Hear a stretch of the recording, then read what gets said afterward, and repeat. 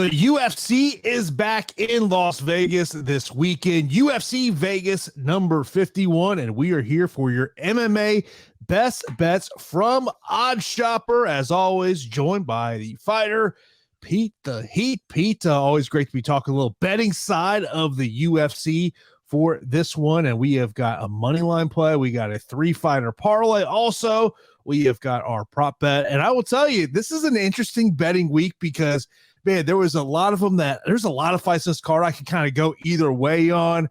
Let me just start off on money line, and I know you're probably not going to agree with me based on what we were talking about a little while ago. I like Trey Ogden in his UFC debut against Jordan Leavitt, minus 135. I talked to Trey about a week and a half ago, and he is predicting that he's going to win by submission in the second round.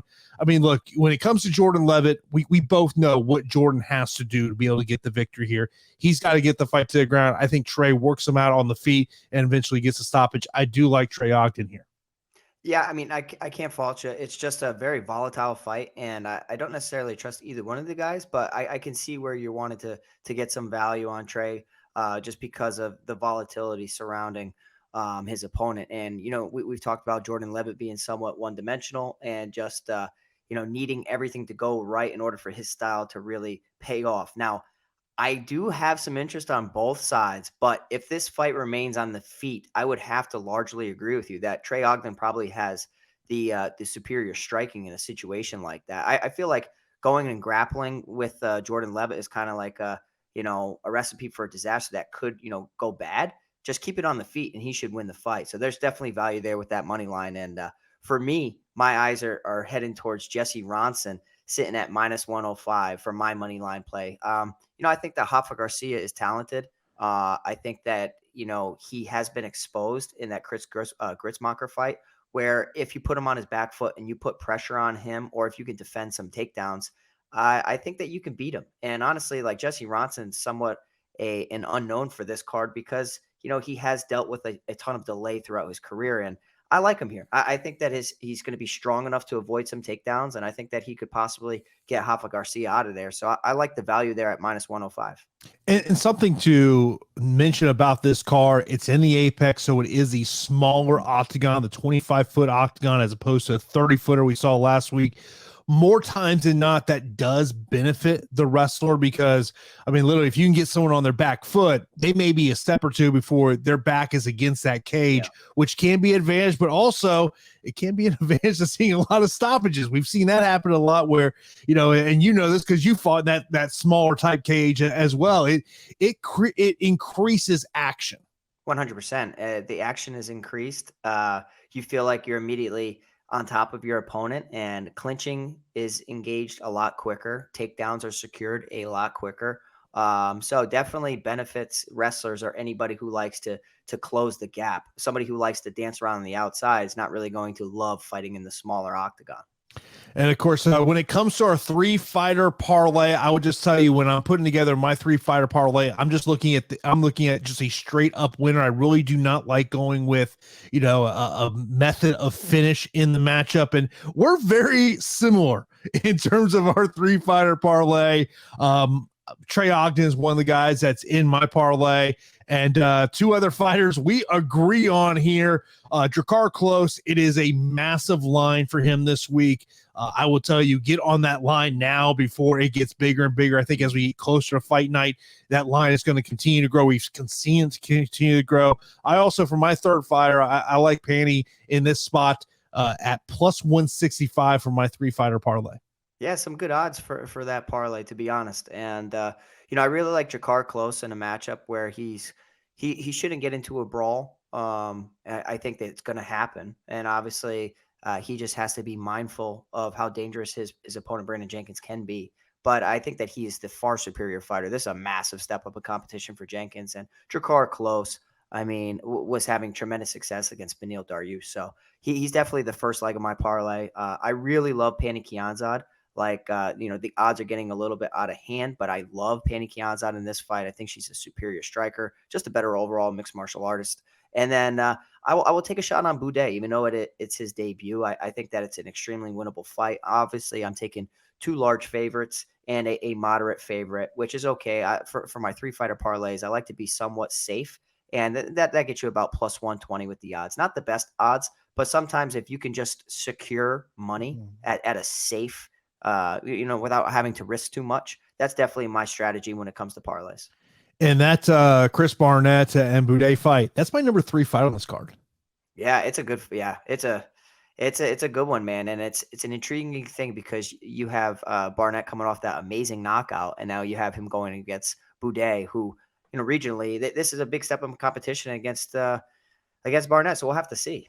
Barnett worked his way up through the Tampa regional MMA scene, was massive ticket seller here. This guy's an absolute fan favorite. Should be a fun matchup. Of course, this is the Awesemo MMA best bets, and make your best bets in 30 seconds or less. OddsShopper features hundreds of bets daily to give you the edge you need betting NBA and NHL props with expected win percentages and ROIs include. OddsShopper uses the same DFS predictions we use here at Awesemo to filter out the best bets available. OddsShopper also features a parlay builder, so you got to check out that as well. You can find the link to OddsShopper in the description of this video, so head there now and start making smarter bets now. Great tool we have over here, OddsShopper. Be sure to check that out. Now we look at prop bets. I'm going straight to the main event. Rematch between Luque and Muhammad. I like Muhammad to win this one, and I like Muhammad to win via decision plus 250. Of course, if you don't want to chase it, you can take that money line, but I'm going to chase it here a little bit. I like Belal Muhammad to win here by decision. I think he's going to use his grappling to grind out Vicente Luque. Here's the crazy thing. They fought back at UFC 205. Since that night, you realize Conor McGregor's only won one MMA. Yeah, that's quite crazy. And I will tell you that I'm always intrigued when rematches happen. And similar to the Sterling and Jan fight, things can go differently. And I do think that you're going to see a more competitive fight. And I think if this does get stretched out, you'll see the vast skill set that the Belal Muhammad has. Obviously, I love both guys, and I hate to see one of these guys lose because I'm a fan of both. But I do think that the wrestling of Belal Muhammad is something that is to note. And I do agree with you that going the distance is a tremendous prop. For me, for my prop bet, I'm going to be targeting Pat Sabatini. And I love Pat Sabatini. And I think that the UFC is doing his opponent no favors. Laramie's coming in here on relative short notice, massive step up of competition. You've seen him with poor fight IQ decisions. And against Derek Minner, his neck was snatched up relatively quickly. Let me tell you, if Derek Minner's submitting you, even Derek Minner's a tremendous finisher when it comes to submission grappling.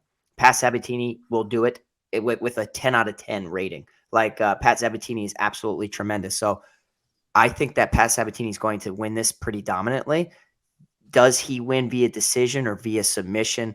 I'm leaning towards Pat Sabatini via submission. Sits at plus one between 150 and 175. I think there's value there, and I just think the fight IQ of TJ Laramie could be the difference maker here. And that's where Sabatini is going to either get the back and get the rear naked choke or another lazy double leg into a guillotine. It could happen.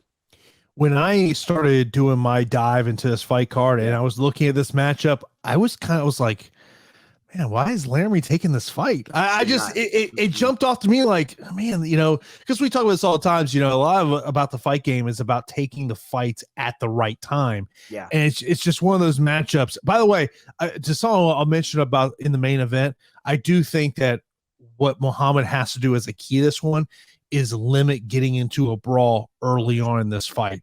That's where I think Vicente Luque, if he's going to have advantage in this one, it's him getting in the brawl. So I just think he's got to stick away from the brawl, but I do like the decision prop there for Muhammad at plus 250. Yeah, absolutely. I have to back you on that. There's tremendous value there. And that's how I foresee the fight going. It's going to be a back and forth. And I think the wrestling's going to be the difference maker. And I think that the knockout was somewhat of a fluke. And I think that Muhammad's proven to be, basically pretty durable throughout the rest of his career. Yeah, I mean, you look at, that was a long time ago. 2016. That was a long time ago, Pete, man. But looking forward to this one. Of course, be sure to check us out here over at OddsShopper. We're here before every UFC event for your best bets. Appreciate everyone checking us out. Be sure to smash that thumbs up button. Leave a comment. We'll get you in the comment section as well. And we all look forward to seeing UFC Vegas 51 on Saturday.